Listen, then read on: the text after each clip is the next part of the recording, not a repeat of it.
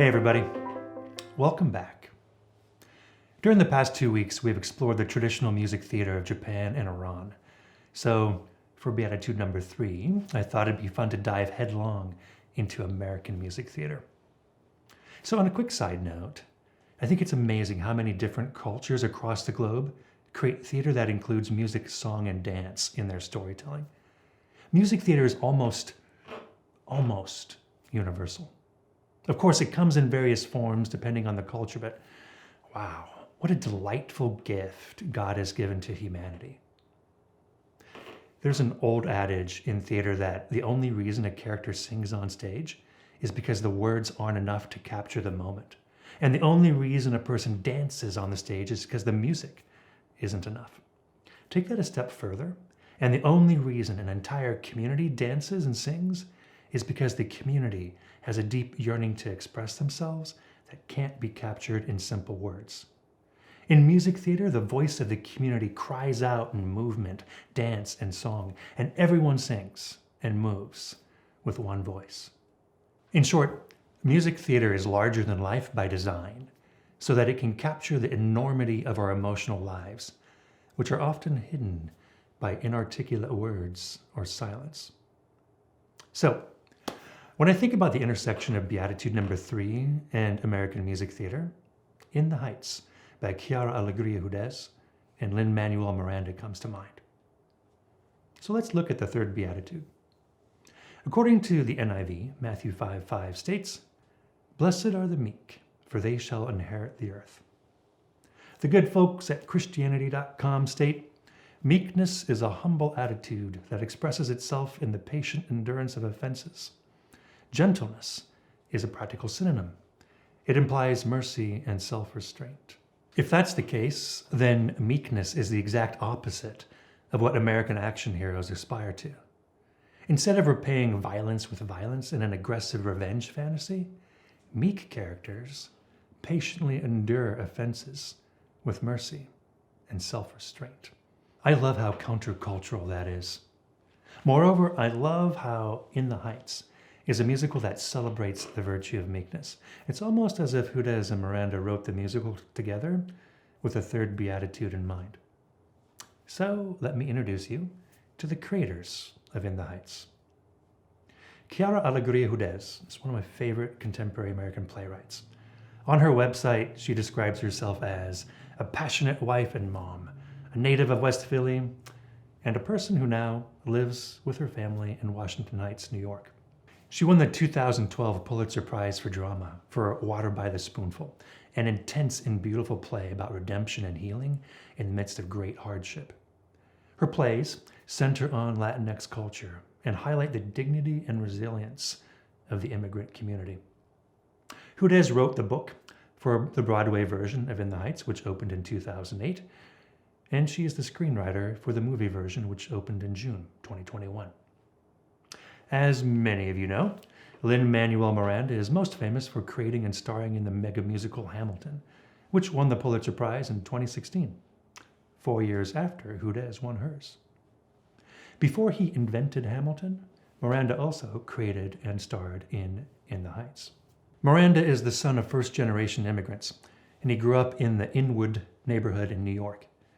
So fun fact, when he was a kid, he rarely attended Broadway shows because they were too expensive.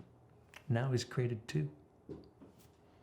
Miranda's ability to combine hip-hop with great American stories, while also appealing to audiences across the globe, is simply inspiring. While Miranda didn't invent hip-hop theater, he has certainly brought hip-hop theater to mainstream American theater. In short, Miranda is a storytelling genius. Okay, a little warning. Because there's a possibility you'll want to watch In the Heights, I'm not going to reveal the entire story here. Though there is one big plot point I will reveal, so consider this your mini spoiler alert. Also, for those of you who care, the 2021 movie version has made some slight changes to the 2008 Broadway musical, but its core is still the same. Okay, the story. Usnavi de la Vega is a 24-year-old New Yorker, runs a small bodega in Washington Heights, a barrio in Upper Manhattan.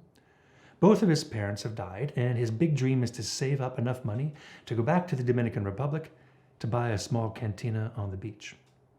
Usnavi knows everybody in his community and lives a really simple life.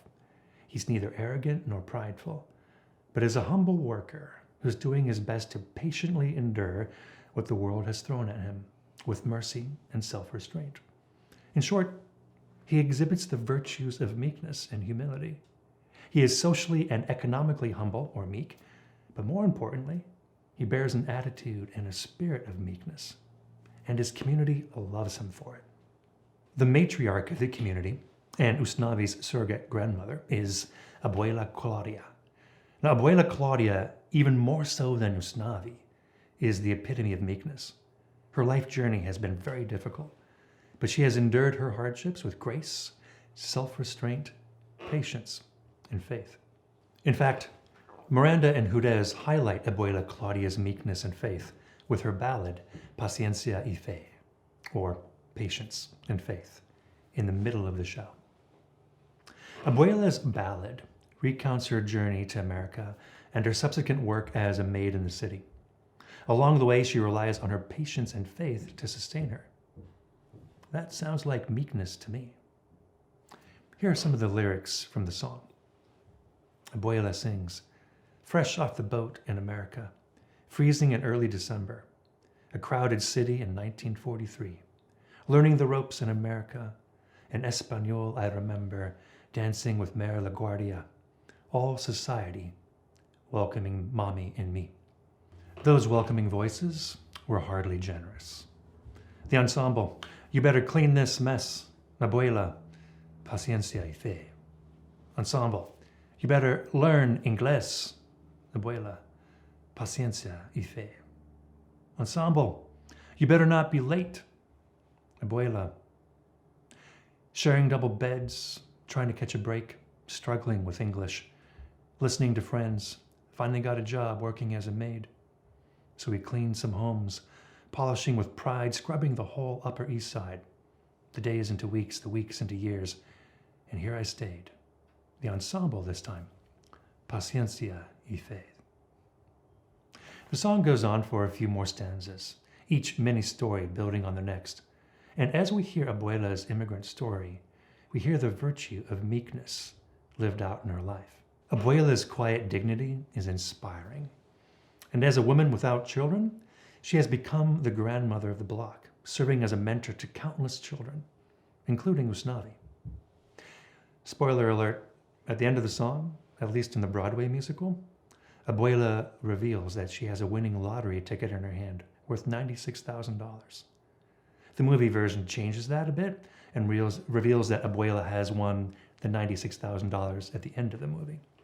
So if you're ever looking for how a beatitude appears within the art of theater, look no further than in the Heights.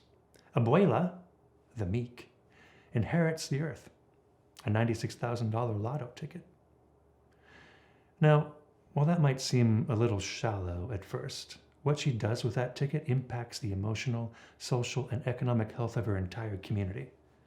I won't spoil the rest of the story for you, but simply know that the truth of the third beatitude lives out in a much deeper way at the end of this play because of Abuela's thoughtfulness. Additionally, Usnavi's meekness is rewarded at the end of the play as well.